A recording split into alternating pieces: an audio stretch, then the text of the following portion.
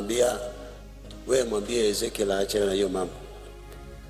Anamwambia kwa nini unanifanyia hivyo? So yeye bwanake alikuwa zero. Yule mtu ambaye anamkujia usiku kwa ndoto ni mzee fulani, hataki kutaja, ama tuendelee kutaja tu? Tuendelee. Alikuwa baba mkwe, babake bwana. So nikamwambia nenda umwambie babake bwana nimempa warning ya mwisho. Wao wakaendelea. So kwanza si alikuwa anamtesa huyu mke wa babake bwana, ndiye akakufa wa kwanza. Babake bwana akaendelea, yeye pia akakufa, alafu huyu akaanza kushika mimba. Wachai wako wakufe wote.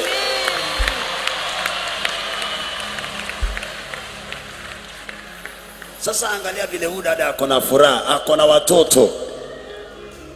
Huyu ako na miezi mingapi? 2. Sasa wewe pia unaitwa mama. Amen.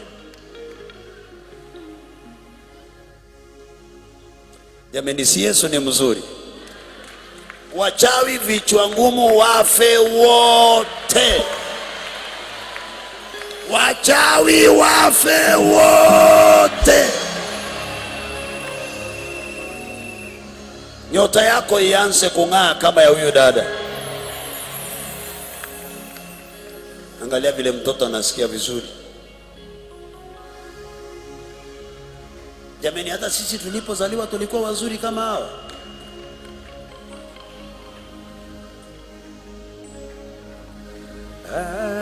Hakuna kabisa da. God bless you, man.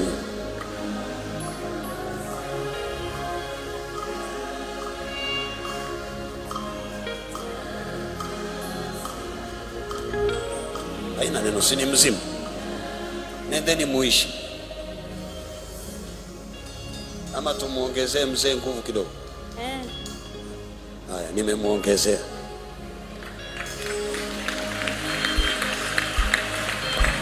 Mpe Yesu makofi mazuri.